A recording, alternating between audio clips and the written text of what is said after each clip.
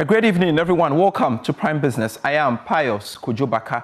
As demand for locally made chocolate rises, cocoa processing company is scaling up production to meet growing appetite at home and across Africa. With consumption doubling after 2 decades of National Chocolate Week, CPC has spiced up this year's celebration with a nationwide chocolate buy challenge, broader regional reach, and youth-focused activations. Sales and marketing manager of cocoa processing company Nana Ajeman Ansong disclosed this in an interview with my colleague Kwame Yanka in the following report. Ghana redefined Valentine's Day as National Chocolate Week. For 21 years, the cocoa processing company has leveraged this platform to promote local consumption. Per capita chocolate consumption has climbed from 0.5 kilogram to 1 kilogram annually, with a new target to double the figure. This year, the campaign moves beyond the traditional hubs of Accra and Kumasi, extending into all regional capitals to guarantee access, affordability, and nationwide participation. Activities began with the February 11 launch at Nationalism Park, building momentum through university campus engagement and a nationwide chocolate bite challenge, all aimed at deepening patronage, particularly among the youth. Here is sales and marketing manager of cocoa processing company, Nana Ajeman Ansong. And whilst doing this, we also want to involve also the young ones, the Gen Zs and Alphas. And so we'll be pitched strongly at the University of Ghana campus to celebrate with the students. Again, we will also pitch at Accra Mall, where we will team up with the salsa group. And so we expect to see everybody there to come and buy chocolate and do some salsa dance and entertain yourself and enjoy your days. We hope to also work with the government. So we intend to also give every parliamentarian a bar of chocolate at Parliament for them also to enjoy as our leaders of this country, and also possibly use that occasion to encourage every Ghanaian to consume cocoa-based products. We also hope to be at the University of Professional Studies, and then we will be in all the regional capitals. Meanwhile, Nana Ajeman Ansong touches on the Chocolate Bite Challenge. Again, we are doing something that this year on social media where we're doing a Chocolate Bite Challenge. And we want to give all Ghanaians the opportunity to take a bite and post it. Who knows, you might win a very beautiful hamper or beautiful gift from Cocoa Processing Company. And so I'm using the occasion to encourage everybody to buy a Golden Tree chocolate and take a bite. And it's a bite challenge, and then let us have it. And we are doing all of this because we want to still come out as an African giant producing chocolate for the whole of the African continent. Our target is to take over the whole of Africa. We're presently in Togo, in Benin, parts of Nigeria, and we are also in Kenya and developing the South African market. For the cocoa processing company, National Chocolate Week has grown from sweet bite to nationwide celebrations, showcasing pride, production, and Ghana's role in shaping Africa's chocolate future. Kwame Yanka reports for Joy Business. And this evening, I have to tell you this. The Chamber of Petroleum Consumers Ghana, COPEC, is projecting prices of petroleum products to increase for the second window of February 2026 across the palms. Petrol is expected to move upwards by around 5 to 6%, while diesel and LPG could increase by 6% across various pumps, respectively. Let's get more from the Executive Secretary of COPEC, Duncan Amwa, who joins me via phone for a conversation on the back of that. Duncan, thank you so much for your time. What really is informing your predictions for the coming window? So clearly, by Monday, most of the pumps would have adjusted upwards in Ghana, due largely to international market price differentials. Of course, crude is not the main product, but crude that was hovering around $64, $65 is doing about 69 averages currently. Petrol FOB prices have seen an upward adjustment from 626 dollars a metric to about 652. So there, you have some 26 in there again, or 4.1%. Diesel has also seen 659 a metric to 695. That's some 5% on there. The cedi also has depreciated by some 1%. It's quite marginal. But if you take international market price differential and then the cedi's performance, you are simply looking at a situation where beginning Sunday, but most likely effective Monday, you could be witnessing anything between 3 to 6% for petrol, diesel, and LPG. LPG saw the biggest jump within the window. So what's going to be the impact of this on consumers largely? What it means is that whatever you're paying for today, you may need to add just a little more to be able to get the same volume or quantity. The difference is not much, but clearly you don't need to go fighting with the pump attendant if you go and are told prices have been adjusted. It is not their fault or doing. There's been some international market price adjustments. In Ghana, however, inventories are still quite high or significant. And so you may find some of the oil marketing companies still trying to absorb some of these numbers, although I suspect every one of the OMCs would add a little to their current pump price numbers as we have it. It is likely you'll be paying a little more by Monday. And really, is there any way this increase can be absorbed to minimize the expected impact it may come along with? I doubt an absorption would happen. Don't forget the current window that ends by close of Sunday would probably also see, should have seen some adjustments here and there, but most of them really did some nominal values. And so if you recall, average values that the NPA itself had set earlier at 9.8 had to rise to 9.99. But for the current window, I'm sure most of them will be doing above the 10 Ghana per litre for all products. Executive Secretary of COPEC, Duncan Amwa, thank you so much for this update. I'm grateful having you to speak to us. Now, we want to stay along on our roads because Deputy Minister for Transport, Dorcas Toffee, says government is intensifying efforts to position Ghana as an aviation hub within the West African sub-region. She noted that the Ministry of Transport will prioritize the expansion of airport infrastructure to boost tourism and facilitate trade.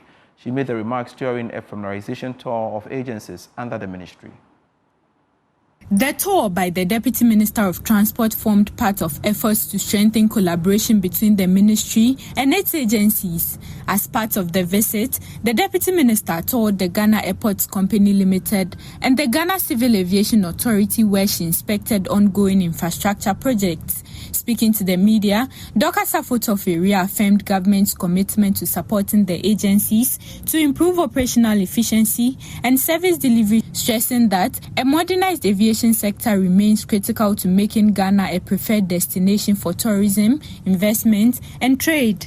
Government's vision is to position Ghana as an aviation hub in the West African sub-region, with Kotoka International Airport as the destination of choice for travelers.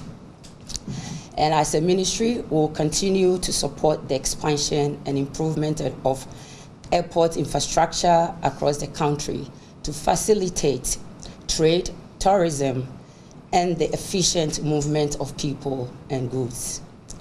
I'm also here to encourage you to be more innovative and look beyond just aircraft operations. Chief Executive of the Ghana Airports Company Limited, Yvonne Nana Ifeanyi-Opare, announced that redevelopment works on Terminal 2 at Kotoka International Airport is expected to be completed by July this year. According to her, the upgraded facility will transition for a strictly domestic terminal to handling both domestic and international flights. Some will also be upstairs.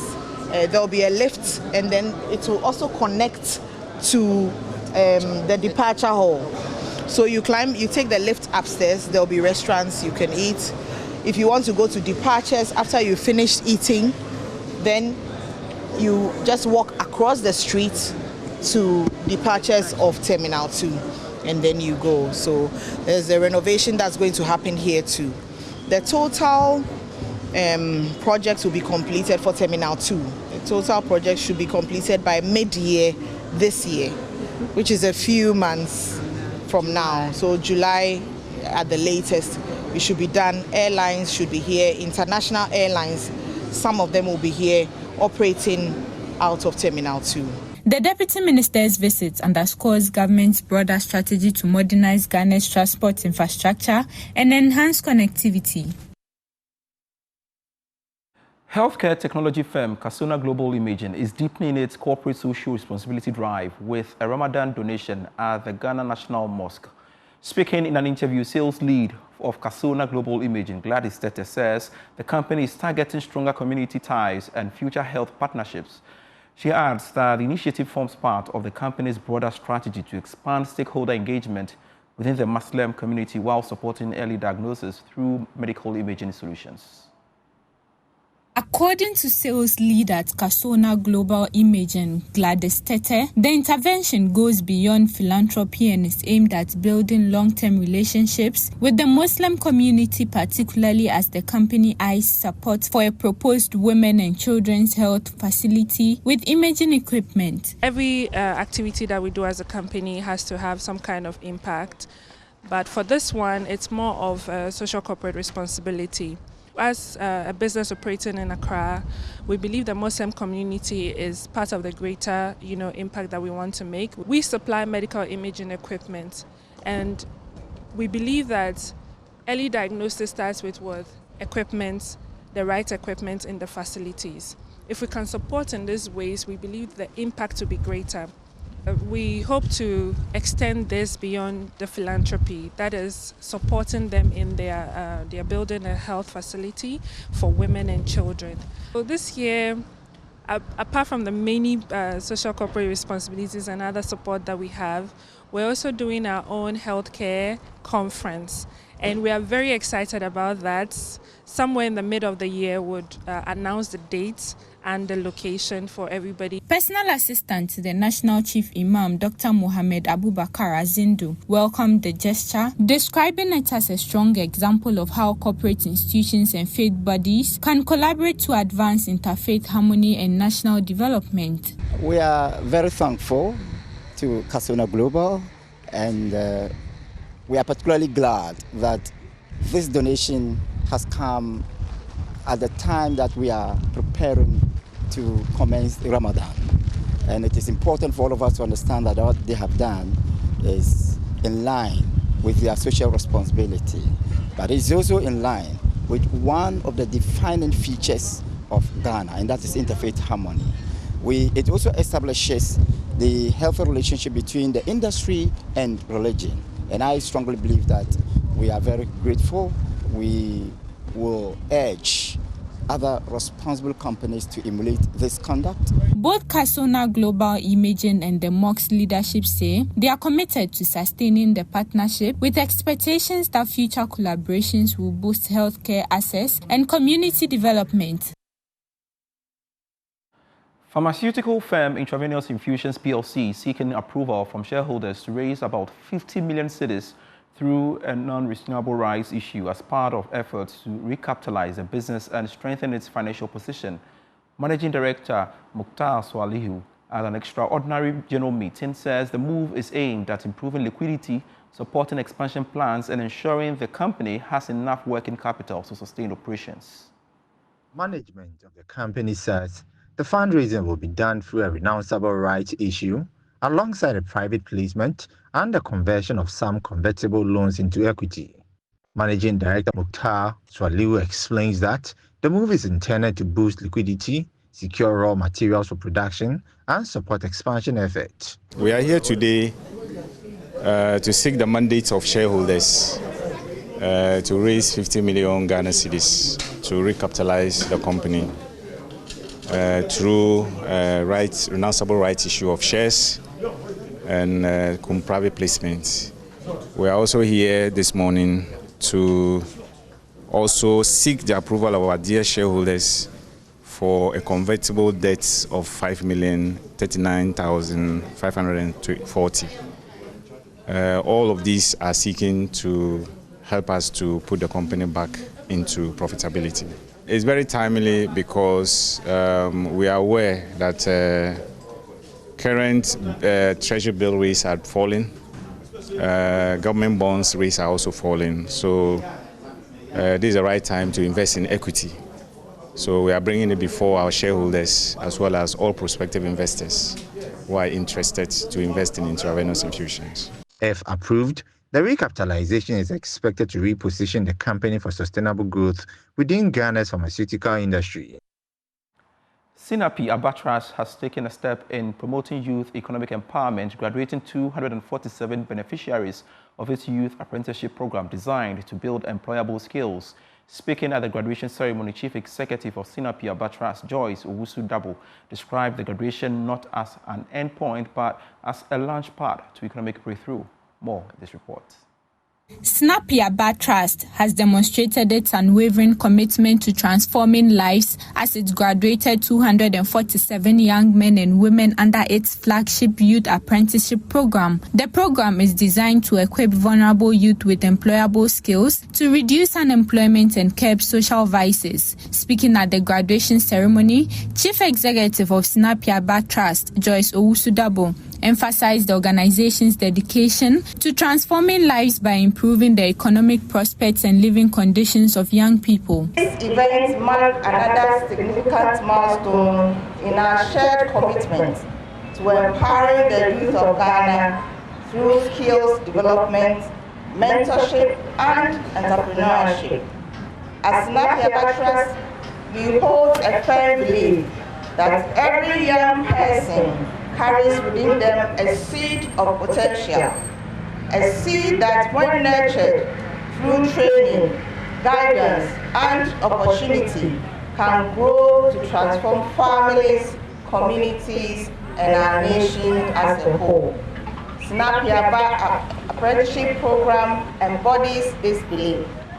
This program is designed to equip our young people, particularly the less privileged youth, with practical technical skills, sound business knowledge, and strong ethical values, enabling them not only to find employment, but to create employment for themselves.